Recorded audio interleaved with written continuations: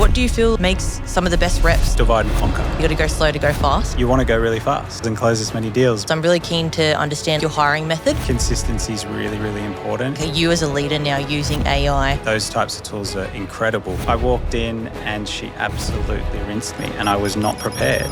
We ended up losing that account. What's your take on QBRs? I try and make it as much about the team as possible. Your team is your ceiling. Most underrated skill of sales is what I call the unsexy work. What's the best thing about working in tech sales? The people. It always comes back to the people for me. Well, Luke Napoli, welcome to the Double Triple Tech Sales Podcast. Very excited to have you on. We briefly met at our time at Splunk, and I've watched you from afar for the past 7 years, really since the Splunk days. But thank you very much for coming on, and I'm really excited to share your experience, how you got into tech, but more so really like that, I guess, account executive or account manager role, RSM, and pivoting into leadership and diving quite deep into that today. So if you don't mind just giving an introduction of yourself, Luke. Yeah, of course, and thank you for having me. Glad to be here. I think my career has been, a less traditional sort of sales path, I suppose. I mean, typically you'd see to get into a sales leadership role, there's a linear path, right? It's SDR, junior AE, you kind of move up into enterprise and then in leadership. But for me, it's less traditional and started off in the technical side. So, starting out in uni days, I still had no idea what I wanted to do in my career. Definitely sales leader wasn't on the bingo card, right? Yeah. I think it's not something that you think I'm going to strive towards, being a sales leader. But for me, I was always a technologist at heart. Even through my school days, was always tinkering with technology, from an early age. I think my dad was a big influence in my interest in technology. I've got a framed CD of a game that him and I used to play called City Mouse, Country Mouse in my office that still kind of, reminds me of kind of where my interest came from. But, going through my school days was my first sort of introduction to sales, I would say. And I went to a well-known private school here in Sydney where, they started introducing technology and it became a really, really big focus. And, towards the end of my high school time there, they gave us these laptops and they were like this thick. They were brand new kind of, laptops that they put in school and they were heavier than most textbooks. But it got me kind of tinkering and doing bits and pieces and it got me into a bit of trouble. And after playing around with a few things, ended up selling logins to get around the web filter at school. And that was my first sort of introduction to sales and was quite good at it. It was pretty lucrative at the time, but it got me kicked out of that school. But that's a story for another day. But it's all part of the journey. It is part of the journey. But anyway, ended up sort of going through uni and doing a business and an IT degree. And part of that was to do an internship in a technology company. And that's where I stumbled upon an internship at Cisco, worked in their support data center, in a freezing cold data center, patching cables, racking servers, doing all the bits and pieces, and still with no real idea of what I wanted to do in my career. And I knew it was going to be in technology, but just didn't know what it would look like. And we used to have the AEs at the time at Cisco come and show their customers that data center. And every time the AEs would come in and put a request in and bring their customers, I'd put my hand up and say, I want to do the tour. And I loved it. Every time customers came in, I'd get chatting to them, I'd show them the data center. And I don't know, it's just that inherent sales kind of bone that was in me. But that kind of led me towards, okay, maybe there's an angle here for me to sort of explore what that looks like with a technical lens and ended up doing solution engineering for a few years. Did you figure out what the solutions engineer role was? Because and I'm keen to dive into that. And I think you as a leader, managing new account executives, I think you bring such a epic view lens of how account executives even work with the solutions engineers to perform as well. They're such a critical part to making the deal close. So when you went from like Cisco into your first solutions engineer role, did you know that was going to be like a sales role? Not as much as it was, to be honest. I think I thought of it coming into the role, thought it was much more technical than sales, to be honest. But it's very much equal, right? I think a solution engineer is a sales role. It's part of a sales team.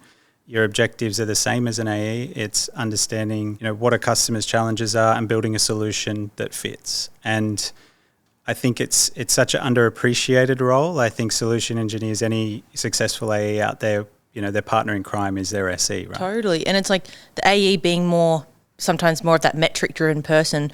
I believe the solutions engineer really paints the picture, like where you can visually explain it and see it, but then it's like so technical under the hood, right? Like that perfect SE, I think, can really articulate the complexity of what's going under the hood, but the business value of that as well. Whereas some like more technical people just go too deep and then you lose the vision. 100%. And I think you'll see a mix of them across the industry, right? I think there's some really, really technical SEs, and I think there's a need for that technical expertise that goes really, really deep. But the ones that can translate that into a business value conversation and meet the salesperson in the objectives of what they're trying to do with a customer, that they're gold, absolutely gold. I mean, we've got one at the moment that works with us that is absolutely pivotal to us and how much we've been able to grow. I think, having technical resources that understand from a business lens where you're trying to grow and the growth objectives as a sales organization internally, but also from a customer lens in translating that in how does this actually impact them. Mm-hmm. And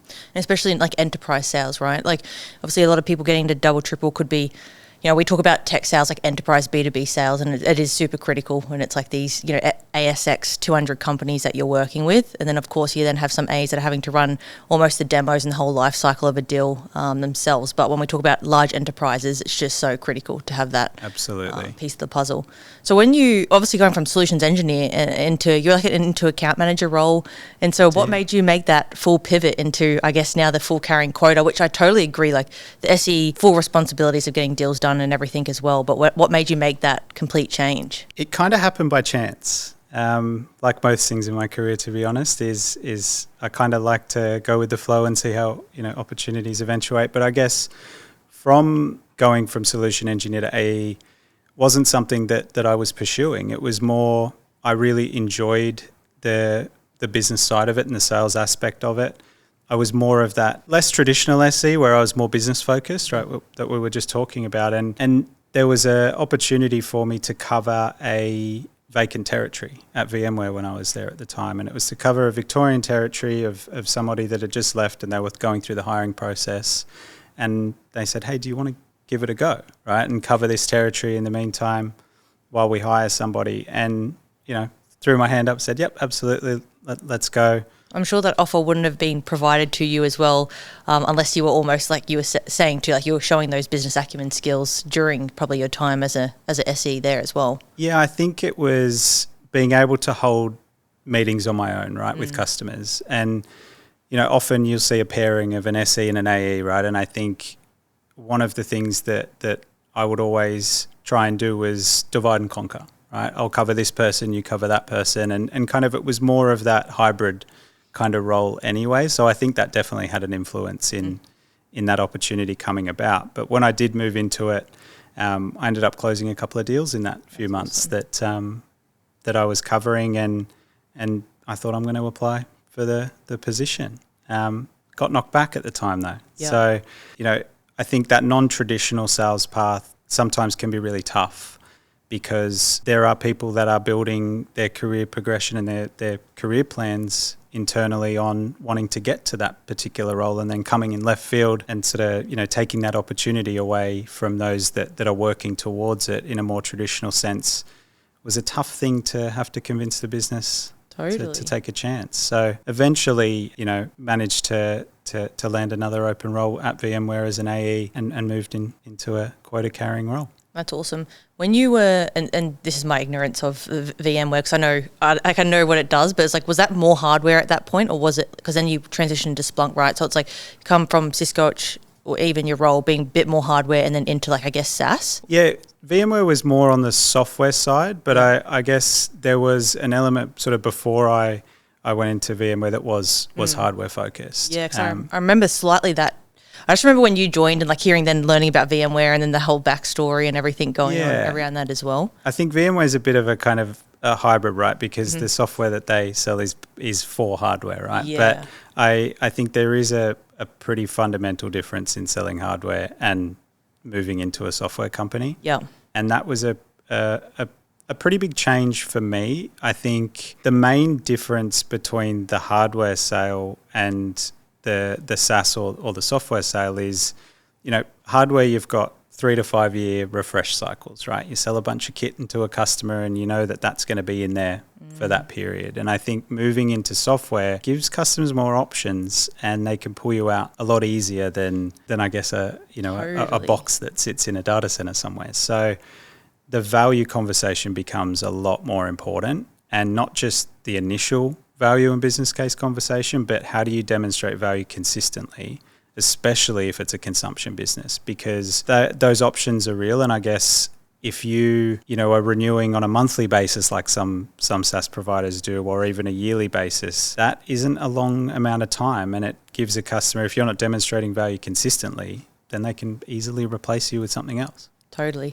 No, that's a really interesting thing that you bring up there too. Like even when we're at MoveWorks, right, we're new to market and we're just trying to 1 year deals with a minimum, but trying to sign on those 2-3 year contracts. But then again, if you're just trying to push something in that's not valuable, they're just still going to turn it off, right?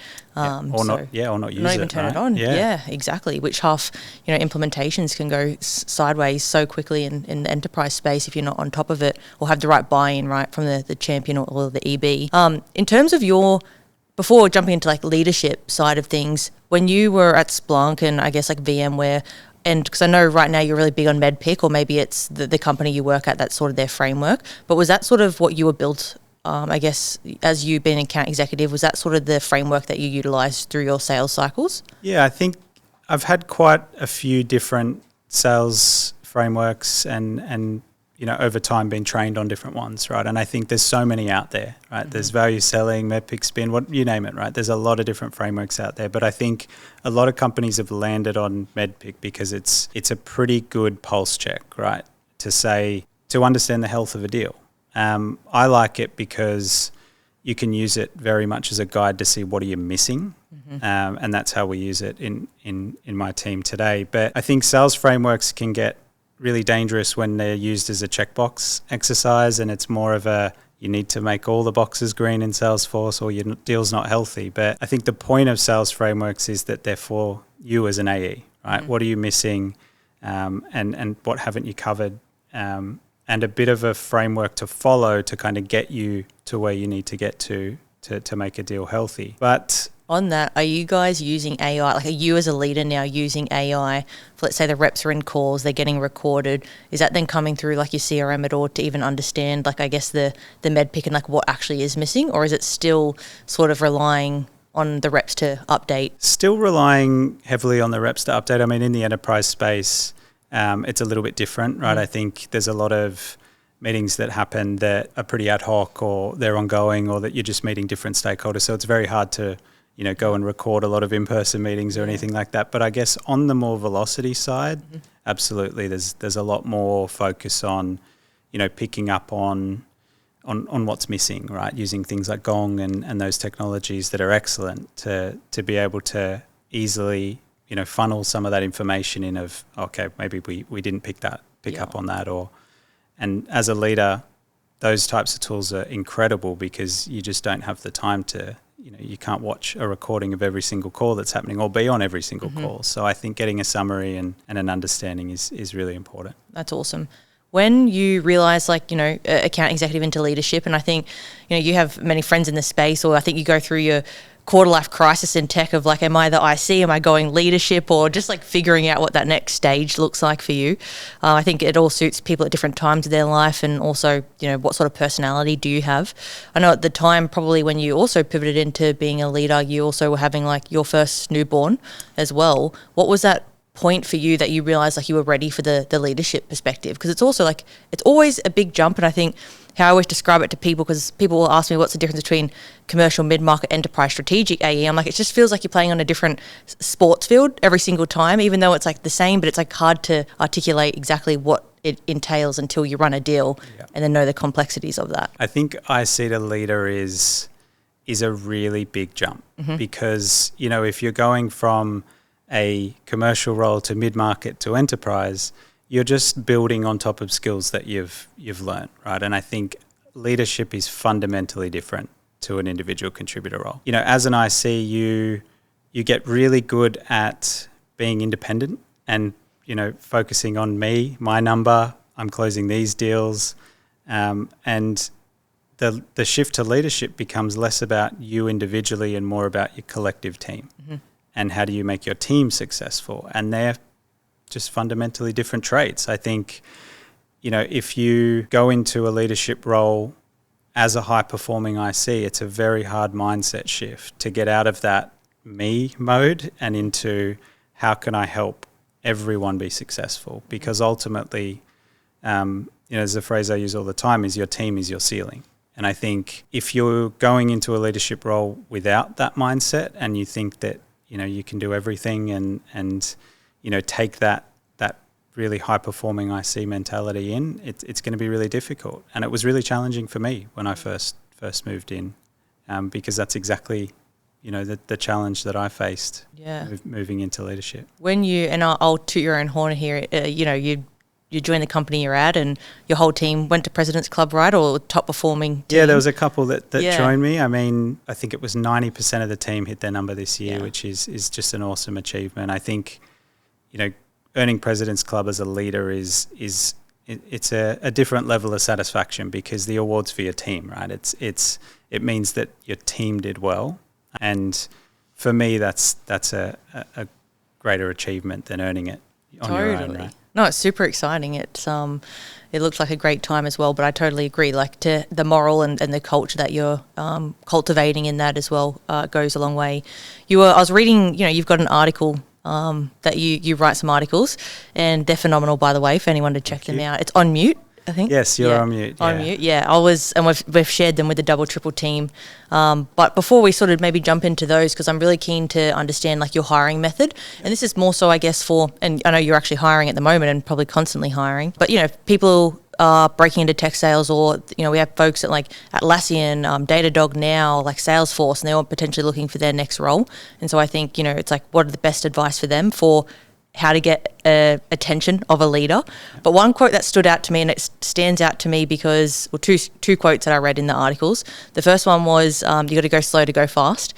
Now, my first manager said this to me in my first AE role for a year and a half, and I just did not understand what he meant, and I just it's counterintuitive, right? And it's just we got to go faster. Yeah. And I would just get so annoyed. And then I got later in my career and I'm like, it totally makes sense. I can see where I missed steps of whether it was MEDDPICC or something, and then it got stuck at the end of the deal, right? What does that really entail to you as a leader? I think go slow to go fast is a term that I learned pretty recently, actually. We're on an APAC leadership course with a phenomenal company called Amplified Group, and they do a whole bunch of sales training for leaders and for businesses, going through change or growth. And that's exactly, when I came into the position I'm in now, it was a point of change within the business, right? And I think in a sales organization, you want to go really fast. You want to hit the growth numbers. You want to go and do as much activity as you possibly can and break down as many doors and close as many deals. But I think you can get, as a leader, so caught up in that operational aspect of it that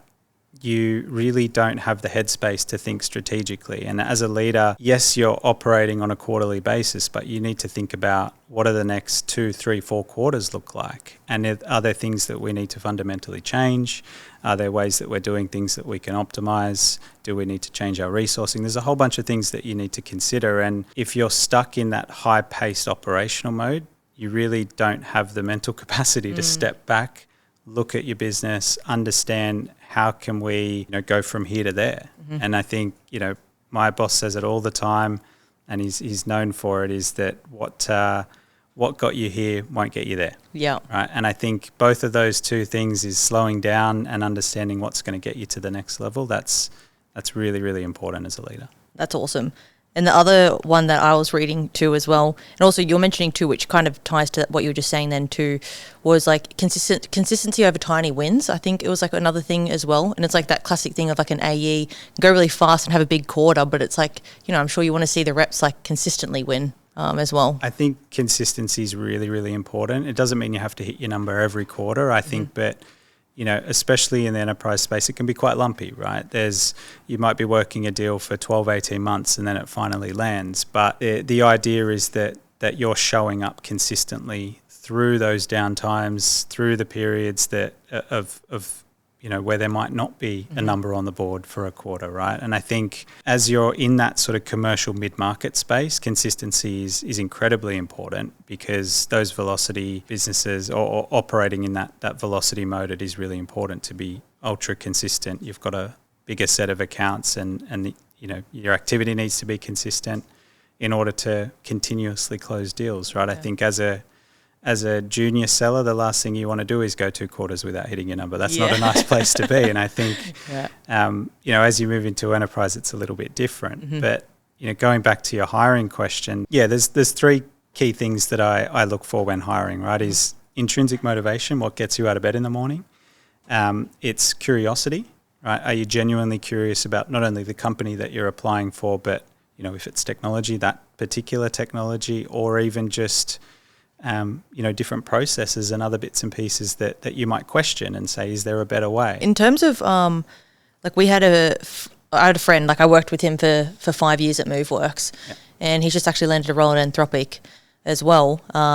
I think what's really cool from my standpoint too, because I was the only account executive in region for 5 years, so I was the only closer and with my solutions engineer, right? So we were meant to grow a team, and so part of the team I was with, though, was the West Coast, and I won't name the name, but the person in the team was almost like that team leader, right? I think there's always that AE or whatever it is. There's almost there's the manager, but then there's a leader in the group, right?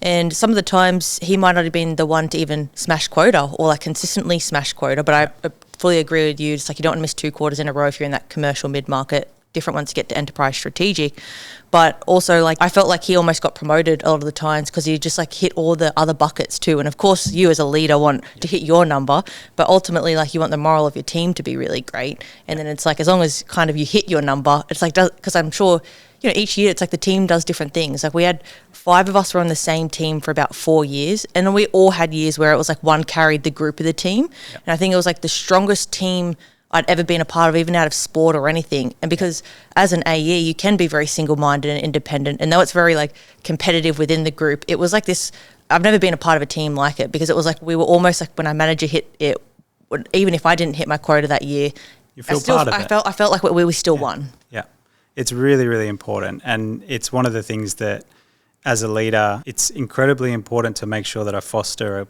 a culture exactly like that, right? Mm-hmm. Where it isn't consistent, right? Not every single A will hit their number every single quarter. Some carry the team, some are working on deals in the background. It's quite lumpy across the results. So the culture that I make sure I foster within my team is that if one person wins, everybody wins, right? Is that we celebrate together as a team.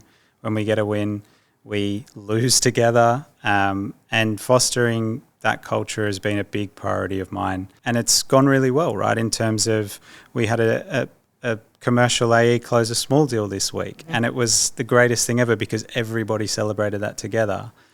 And the ones that helped him through and are coaching him feel part of that deal, even to the point where, the deal desk and order management teams are getting excited, right? Because they're part of that win as well. So I think it's really important as a leader to foster that culture. Mm-hmm. I think the worst thing you can do is create individual sort of silos within your team. I think that's tough. One of the things on the hiring piece, and I asked this actually question from the double, triple, clients that we have at the moment too, right? So, and I appreciate once we get into more of, we say tier 1 vendors, but just more established companies, companies that you're working for, etc. I appreciate when you're the enterprise and commercial, director, it's you're going to want probably people that have had years of experience getting into the role. But one of your key themes that I feel you articulate in a lot of your articles too is traits over credentials. Yeah. And so are you able to maybe if you take yourself all the way back, and I know you sort of had the degree in bit more techie and then solutions engineer. You've been in tech for 15 years, right? But it's has it been that long? I don't know. In terms of that has been your life. But I think you've interviewed so many people at this point. Yeah. And it's just what are some takeaways even that they can take? Maybe they've been in another industry, but they could pivot into, it doesn't have to be a tier 1 company, but in tech in general. I think, credentials, traits over credentials is super important to me. I think there are certain things that are intrinsic to somebody, and then there are things that you can teach. And I think some sales skills we can teach, right? We can coach people through, help them understand the particular sales process or the product we're selling, the value proposition, those types of things, I think you can help somebody understand and coach them through. But, things like intrinsic motivation of somebody, whether they're curious, whether they're coachable, these things, they're harder to, I guess, foster and to grow within a person, and you either have it or you don't. Mm-hmm. So for me, I look for those traits rather than a polished resume, or do they have the most experience? Have they hit their number consistently over the last 5 years? Have they worked at tier 1 vendors? For me, it's more, do they have those traits and skills to make them successful, and can we help them be successful by teaching them the other stuff, Mm-hmm. right? So for me, I've always looked at, it might be a more junior person on paper. They might not have all of the credentials or all of the experience in the role, but if they are displaying those character traits over that experience, I'll take that junior person any day. Yeah, it's awesome. It's great to hear in terms of that transition too, because we have so many people too that potentially been in other sales industries and maybe they feel like they need to understand, because obviously B2C or B2B or any other B2B industry, and then you have the technical sell or legal and security, I think, a part of tech, an enterprise deal. It's almost like a sales cycle just within legal and then just within cyber to get completed, right? And I almost feel like it's more about how you present yourself, listen, articulate the value back, and it's almost more internal selling than almost external at this, I felt, and then making sure that you get the right team around you to make sure you're presenting the right thing as well back to that customer. I think people jumping into tech, it's just you can almost, as long as you learn the product, you can then start to learn the sales elements to it as well. Because I don't feel like it's B2C where it's you're almost going to close someone on the spot. It's kind of closing that next meeting, but it's I'd love it if we could close someone on the spot, but it's just not reality. I think there's so much more that goes into it. But I think the most important and probably most underrated skill of sales is what I call the unsexy work, right? Which is things like the preparation, making sure that you know exactly who you're about to sit in front of if you're going to a meeting. And, as an AE, I used to get a slap on the wrist all the time. Hey, you've got to put your notes in Salesforce. You've got to do this. You've got to do that internally. And as an AE, you can think of it just as noise, right? It's I want to go and sell. Mm-hmm. But I think the more and more time that has gone on in my career, the more and more important I've realised that the unsexy work is. And, there's a story that I've got where I was early in my sales career and went out to see a head of technology at a large media company. And, she'd just moved into the role. I thought, yep, I'm just going to go in, ask her out of priorities, and it's all going to go great. I walked in and she absolutely rinsed me, and I was not prepared. And we ended up losing that account. And it on the spot kind of taught me, okay, I need to be prepared. I never want to be in that situation again. So now I'm over prepared going into a customer meeting. Even if it's to support my team or to meet an executive, I'm making sure I understand where that person's come from. What do they care about? How are they gold within the business? What does that influence map look like across the organization? And it's really getting deep into that preparation further than just asking Claude, hey, what are the priorities of this person? Right? No, that's great. I think we've all had that massive scar deal that early on in the career that really rattles scars, you. Yeah, I had one that it was a big oil and gas company in Brisbane, and it was probably my first enterprise deal that I was running. Though when I was at MoveWorks, it was because I was the only one here, it was just whatever deal you can get type thing. But it was I got through security, I got through legal. Very early on, I learned this is I'd never met the EB. Got to the last stage of the deal where we were to present to the EB, but legal had been done, security had been done. I'd never had another deal that I have closed where I haven't met the EB before starting legal and security. Yeah. And early on, the team around me kept telling me, no, he's fine. We're all good. And then I got on the call and he just, why would I ever buy that? That is stupid. And I was like, I've just spent 6 months with your team, and what did you think they were doing? But also, it would just taught me that hardest lesson really early on in my career. Cover everything. Yeah, and totally. Turn over every stone. I think. Yep. And, I wrote an article recently about a big deal that we lost that we thought we had everything covered, and we missed one particular individual that was super influential in that business, and underestimated that person. Yeah. And we lost a large deal. It's just that stone we didn't turn over. Mm-hmm. What I thought was really interesting too, with you manage basically enterprise and commercial, And how do you find that? Like, 'cause I appreciate Australia may be smaller market, and depending on the size of the company, how they come to market. But like, is that from a leadership perspective, is that complex?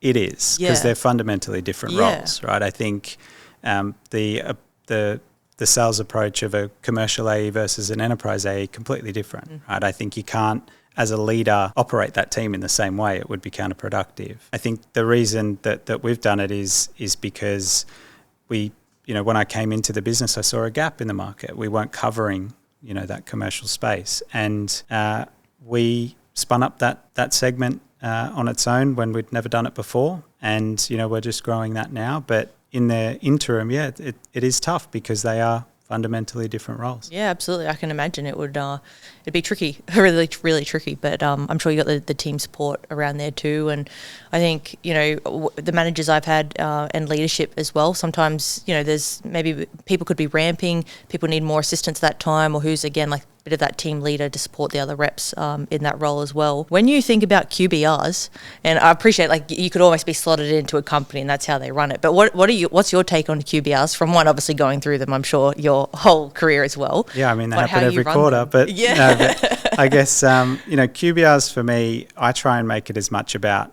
the team as possible. And what I mean by that is, what can we do that the team takes something away from it, right? It shouldn't be a checkbox for leadership.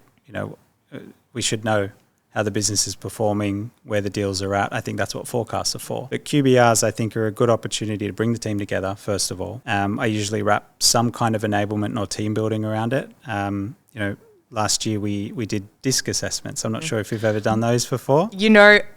So I was like obviously prepping for yourself, and I prepped last week, so I sent you over that Notion doc. But we had a conversation the other day, and then I went to prep again for you this morning, and then I was like, I haven't looked at my Clifton Dive. Like, I don't know, this is a different one, but I started to go really deep on that because I did it maybe 5 years ago, and then I was reading it through this morning, actually going through all that. And then the older you get, you reflect back on that same thing, and you're like, oh, this is really true. Like when you're early on, sometimes it really rings true. I think I take some of those with a grain of salt, right? Because you can go in with a work context and you're answering the questions in a different light, and they're not meant to be a complete understanding of your entire personality and being, right? But I think they're a really good way to bring the team together and to kind of foster that collaboration, right? Because everyone is so different, and I think there is no team that's the same. I would ask anybody in a sales team that, are you all the same, right? Do you operate in the same way? Do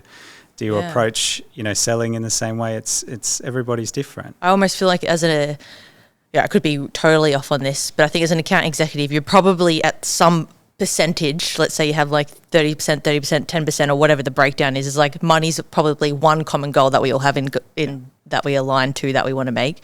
And then how we all get those deals done is completely different because, depending on our personality traits or, the confrontation aspect or the extroversion, introversion. It makes it really hard as a leader because not everybody responds to the same way of coaching and feedback, right? I think as a leader, you've really got to change your approach to the different types of styles that people resonate with. And I think something like DISC is a really good way to understand how people like to communicate. But from a coaching standpoint, the way that you might coach one rep is completely different to another. And their styles might be completely different. One example in my team, I've got some people that really love getting, feedback openly and thrive on that, right? Others that really close off. There's some people that love the public recognition, some that hate it, right? So you've got to balance all of these different things as a leader, and sometimes it can be quite challenging. But Oh, that's awesome. Basically, two more questions to round things out. What do you think? This is a tricky question because I know we literally just talked about DISC, and so therefore it's very different depending on the rep. But what do you feel makes some of the best reps consistently over time? I think consistency, right? And it's in the question, but I mean, it's the ones that can show up through the down periods, through the challenging times. I think grit is a really underrated skill of a salesperson. I think people that have gone through a sales development rep role, they're usually pretty good at that. They've been been hardened through that process. And it's like, I would say it's probably the hardest role to jump from an AE. Like I think getting promoted to mid-market or commercial mid-market to enterprise, like I think that can happen. Yeah. But like honestly, finding the right company to take a bet on you from SDR to AE, it's really hard. It really, really is. Yeah. But I guess other than consistency and the grit, I think it's being really, really effective in your discovery. Mm-hmm. I think every seller that I coach, whether it's a junior seller or somebody that's got 15, 20 years selling experience, everything always comes back to discovery. Are we asking the right questions? Are we curious? And are we sitting there and are we shutting up? Yeah. I think that is something as a seller that is sometimes forgotten, right? We always want to tell how great we are and how great our product is and what we can do and we can solve the world, right? In terms of if you just buy this. But that's not reality. I think customers these days, I think the buying, the way customers buy is fundamentally changed. They're not going into a meeting not knowing what they need, right? Or have a problem they don't know how to solve. They've done the research. They know kind of what a solution would look like. And it's our job to understand what their problems are, what the business challenges that they're trying to solve, and help them sell it internally. And you can only do that if you sit back, shut up and listen. Yeah, it's almost like the slow down to go fast again. Yeah. Instead of just jumping straight to maybe the end goal, what the AE wants, right? But it just doesn't close deals in the long term. In terms of as well, Luke, I guess what I wanted to round the conversation out with is like, do you have 1 or 2 kids now? Or one, yeah. So like, how's it? I'm just always so fascinated by this because I think it's a really interesting topic, and of course, there's plenty of parents in every industry. But like, how do you go managing a high performing, I guess, job and sort of raising a little one as well? Yeah, it's tough. It is, but my daughter, she's nearly 5 now. I think she's absolutely made me a better leader. I think I'm a lot more patient and empathetic now than I used to be. And having a little girl. And having a little girl, it's great. Being a girl dad's awesome. But, I'm lucky in the sense that my wife also works in technology. Yeah. And she understands the demands of the role. She understands, what it's all about, right? I think somebody looking at the technology industry from the outside, it can be a pretty strange place, right? It's not the usual kind of operating environment. So I'm really grateful that she understands that. But yeah, I couldn't do it without the support of Leah. And I think being a parent to a young girl is while doing a challenging and time-consuming role is tough. And I think it's an ongoing challenge, and I think you go day by day, but thankfully we work in an industry that we have a level of flexibility that most people don't get, which I think I don't take for granted. Make sure that I can go and pick up my daughter from preschool occasionally, and I really cherish that, and I'm thankful that we are in an industry that we have the ability to do that. That's awesome. It's awesome that your partner's in tech too. Like Gabe, obviously, both been in tech too, and it's just like the best thing. Even though it probably should switch off and not talk about tech. Yeah, it's like, really hard not to get into like a deal review at the dinner table. Like it's it's really interesting. To round this out, I guess one question that is interesting for me to ask you is like, what's the best thing about working in tech sales, and like what's the worst thing about working in tech sales? The best thing about working in tech sales, I think the people. Like it always comes back to the people for me. Mm-hmm. It's why I'm in leadership. I love working with people every day.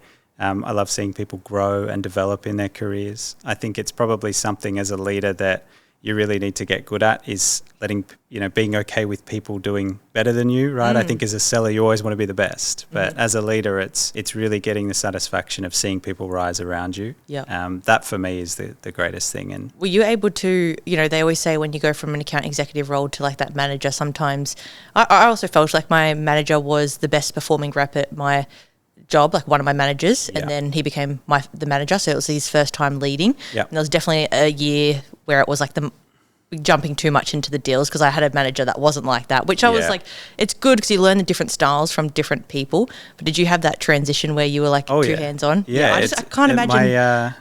My first VP when I moved into leadership, she said, "Luke, you got to stop being the super rep." Yeah.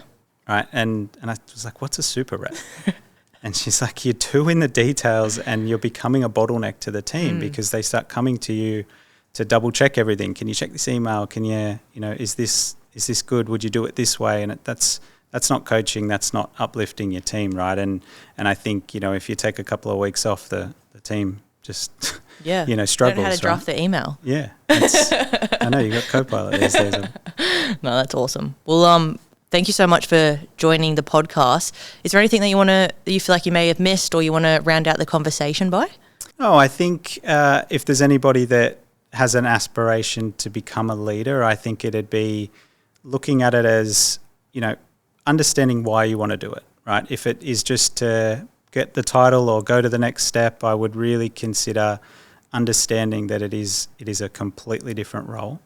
And it is one of the most fulfilling roles that I've ever had. I absolutely love it, but it is really, really different. And I think there is no shame in being an elite IC for your entire career. There's a bunch of career paths that can get you there. Into strategic sales, there's director roles that don't have any reports that, focus on deal strategy. There's a whole bunch of things you can do. So I think it's, challenging that notion that leadership is the next step for a salesperson. It doesn't need to be, but it is an awesome role once you get into it. No, that's great. I think when I pivoted to ServiceNow too, I obviously knew about the account managers or AE versus, inside sales reps and things like that. But when you really get into like a large tech company too, to your point, you will almost be different sales types and maybe it's not the full account executive role in that period as well. I think that's a good thing about our industry. There's so many different avenues as a seller that you can go into that aren't the traditional kind of on the phones seller product. Yeah, that's great, Luke. Well, thanks very much for joining us. And again, where can they find you if they want to reach out as well? On LinkedIn. Yeah, send me a request, a message. I'm happy to chat. Amazing. Thanks so much. Thanks for having me.